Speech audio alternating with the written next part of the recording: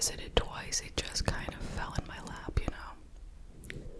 So yes, this crime is going to take place in Queens, New York, in the year 1995.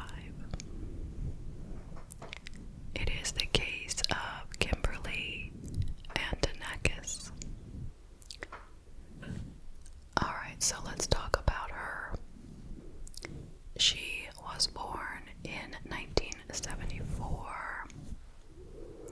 She grew up on Staten Island, New York. By the way, shout out to everyone in all of New York, every part of New York. Shout out to all of you guys and gals. Okay, so as I was saying, let's talk about Kim. She grew up on Staten Island. She was an only child. Her parents' names were Thomas and Marlene, and they divorced when Kimberly was a baby.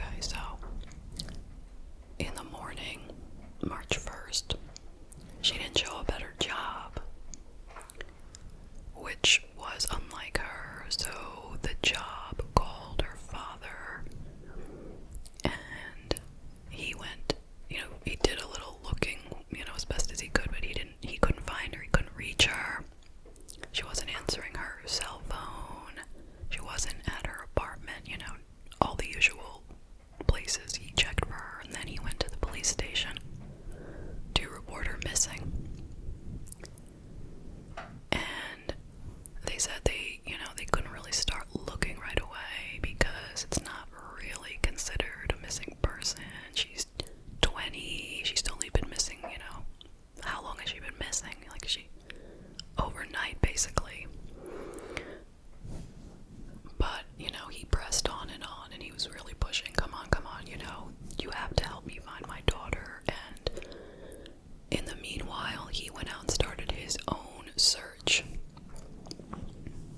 Kimberly's mother came up from Florida to help, and all of their friends and family pitched in to try to figure out where she could possibly be. Now, the father, Thomas, he noticed that he had 2 messages on his answering machine. The old-fashioned answering machine. I know them well. Anyway, he had 2 messages overnight during the time when Kim possibly went missing, But they were like blank messages. They were just, someone had called but not really left a message kind of thing. And he thought maybe those could be from Kim. Maybe she was trying to reach me. But nothing more was really done about that. And they all continued looking. They went to the garage where her car should have been, and it was not there.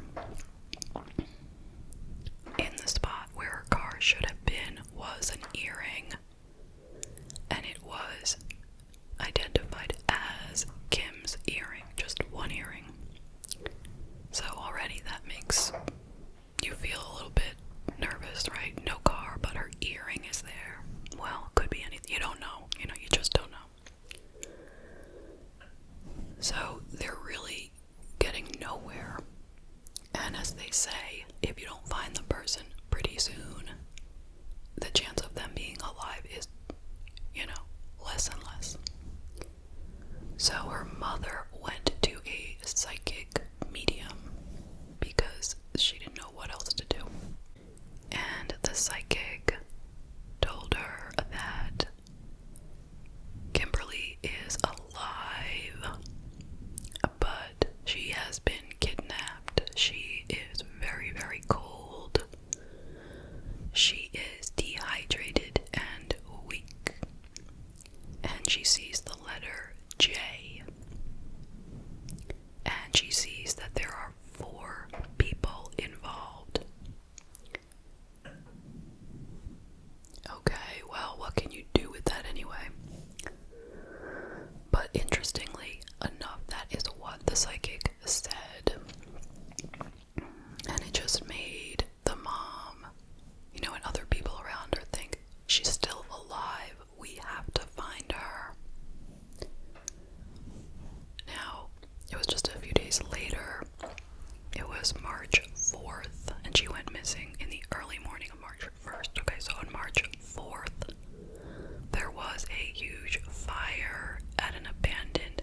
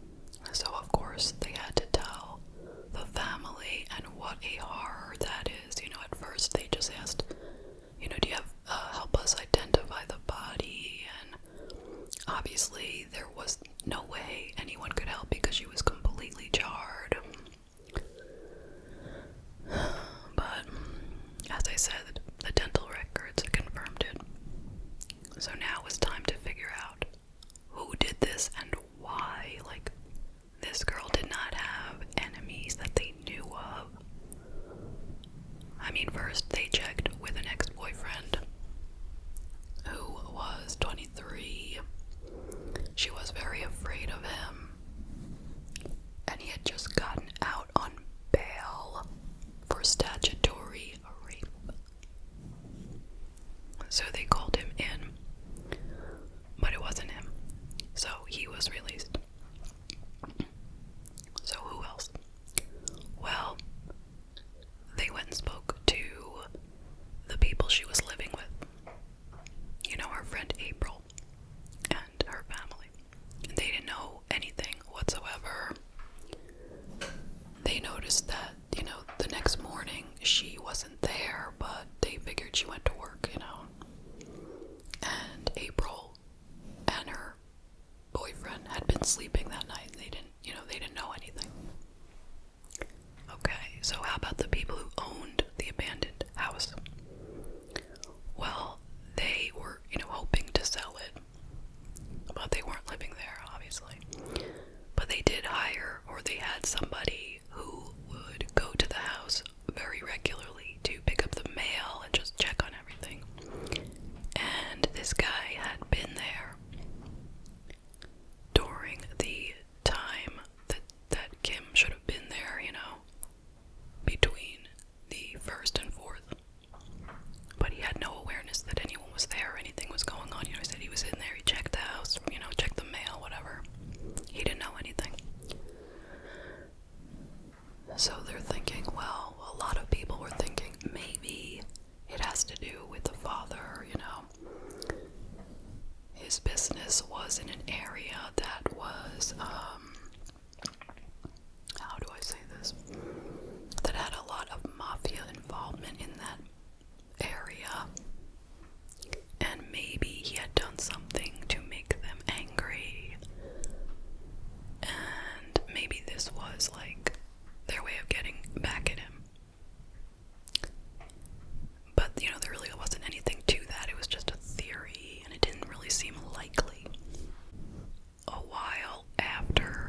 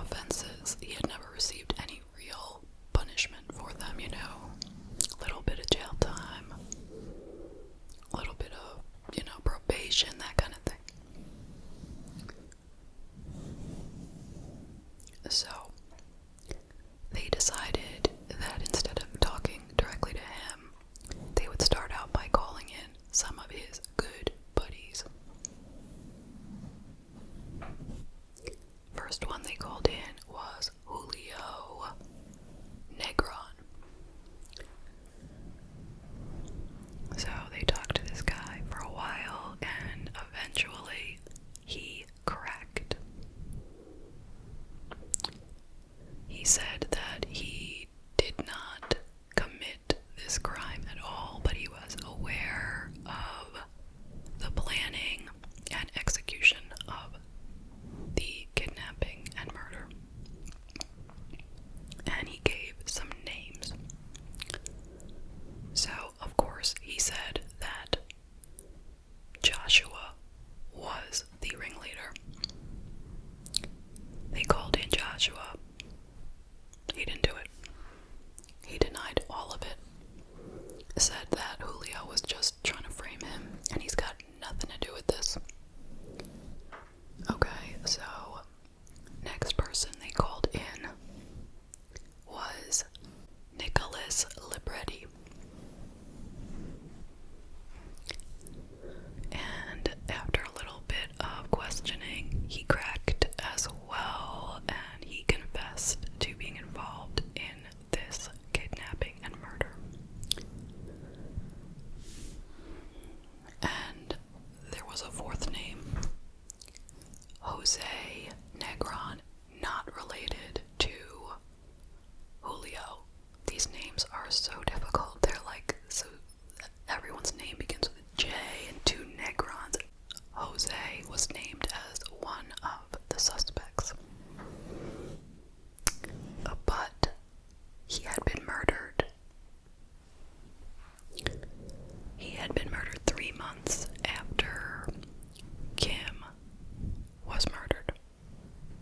He had been walking down the street with his baby in his arms, and he was walking with his girlfriend or wife, and somebody came up and shot him in the head, and he collapsed dead on top of his little boy. Now, allegedly, he was shot by Joshua, but that was never able to be confirmed. So the murder has gone unsolved, to this day. But according to Julio, Joshua had found out that Jose had taped some of their discussions about the crime and was going to go to police with the information. So that's why he killed him, allegedly.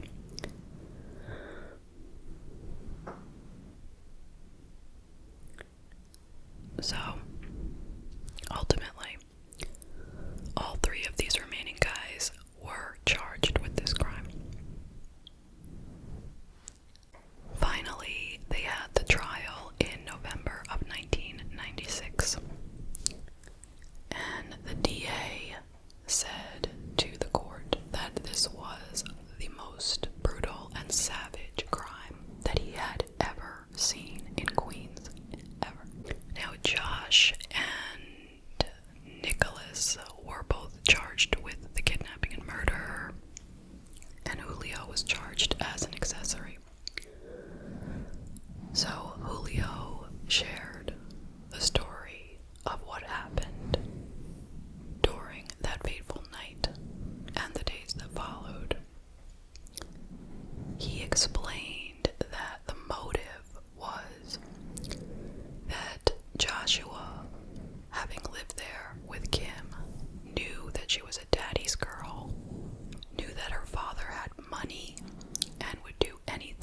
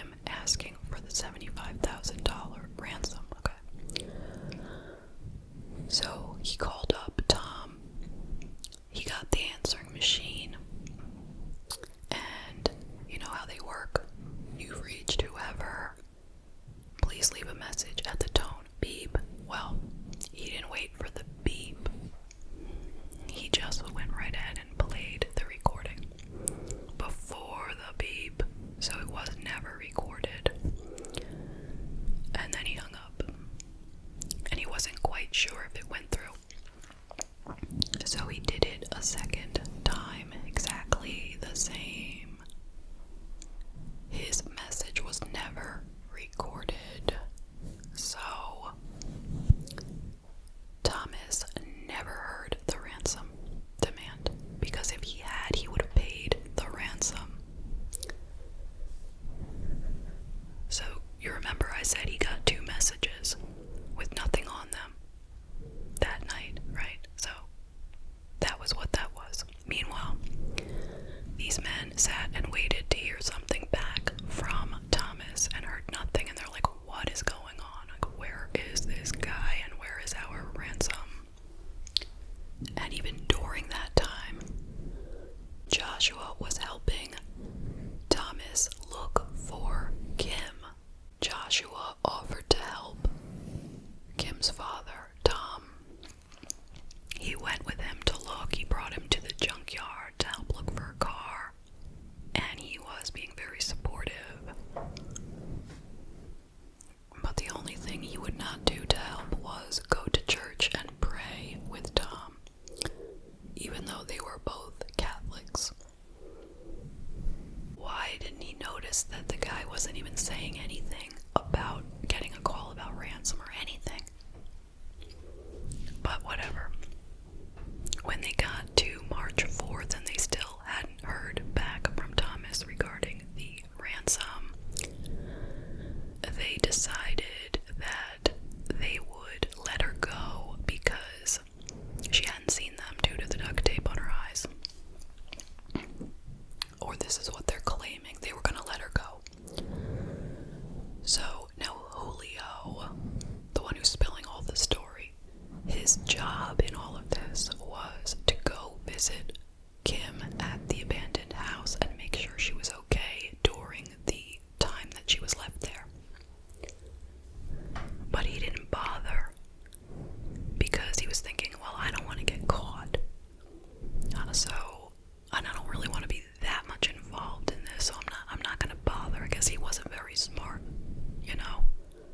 Because when you hold someone for ransom, you have to give them back alive and healthy, right? So when these guys got to the house on March 4th with the intention of letting her go, supposedly, she appeared to be dead. Now, it was early March, which is very cold in New York. They gave her no food and no water, so she was just tied to a chair in the winter in a basement for 3 days like that.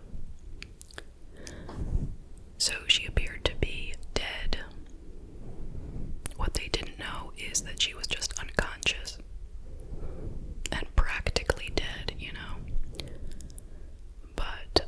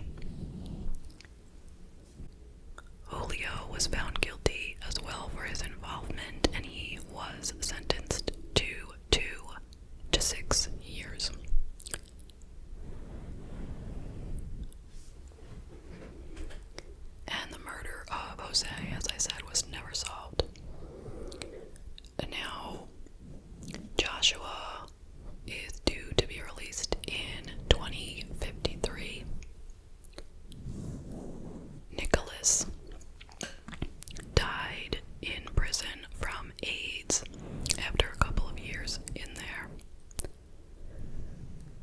And Julio was released years ago. And that is the case.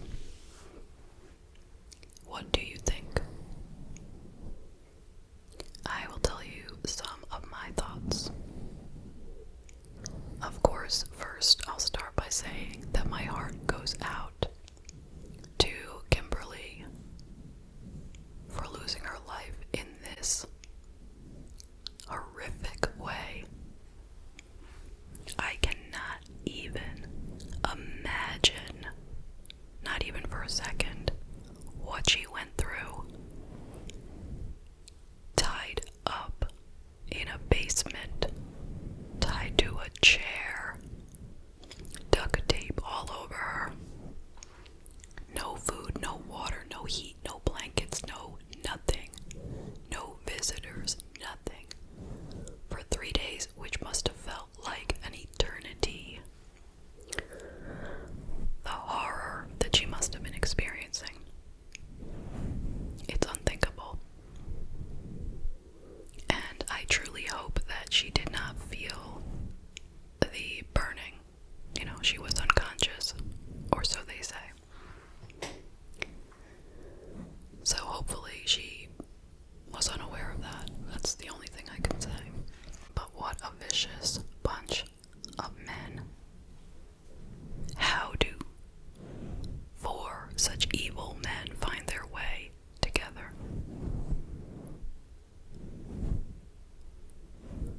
I mean, Josh was the ringleader, but these 3 other guys were equally horrible people. I mean, let's just start with the fact that Kim had opened her home to Joshua out of the goodness of her heart. Are you serious?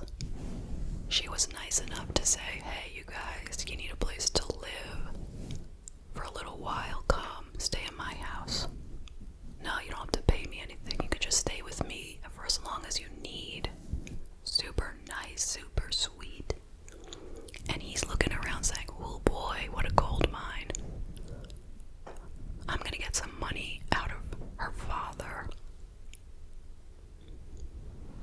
I mean, he didn't plan on killing her. That wasn't the plan.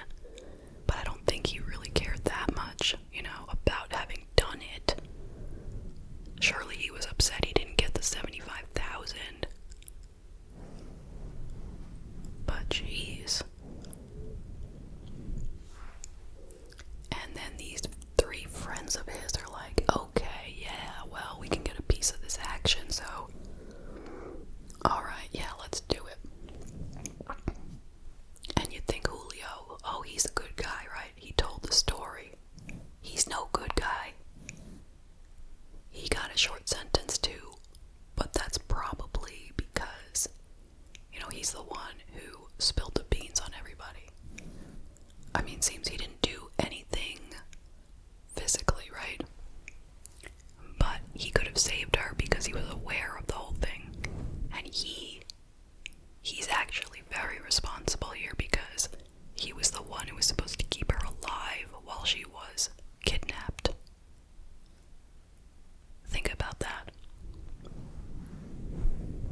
If he had done his part, then this might have gone a lot differently, right? Imagine that. This guy who got the shortest sentence, he let her starve and freeze practically to death. He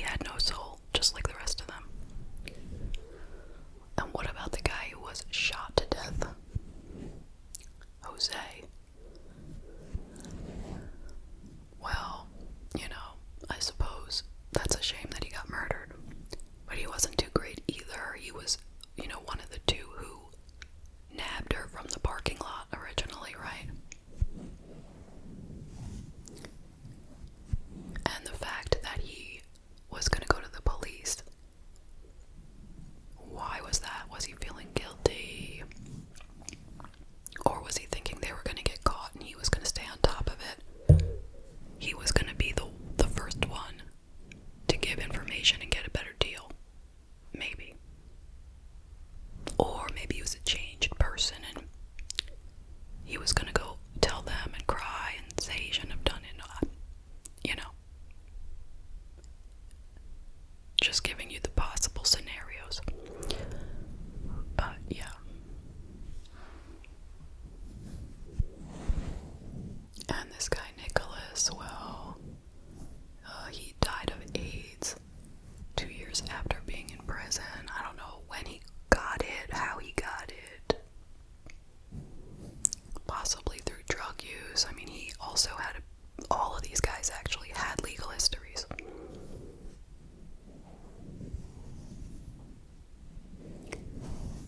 None of them started out as a Boy Scout at the beginning of this crime, okay? They were all very dangerous men.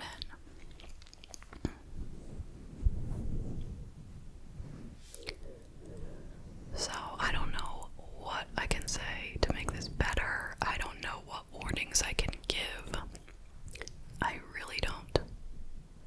I mean, Kimberly was trying to help her friend. Should I say, don't help your friends, it might backfire.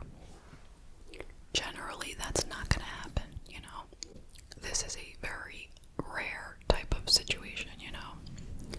So I'm not gonna say to you guys, don't help your friends. I don't know what the answer is here. I mean, some people are saying she was just very naive, you know, she was too sweet, and that was what did her in. But nobody really would have expected this to be the result of her letting her friends stay with her. Although perhaps, I wonder, did she know anything about Joshua before he moved in? Did she know he had a legal history? I'm gonna say probably not. Or she didn't know the details of it. Anyway, I am going to leave it there. Thank you so much for joining me today. I hope you found it to be thought-provoking. I look forward to seeing you in the next video.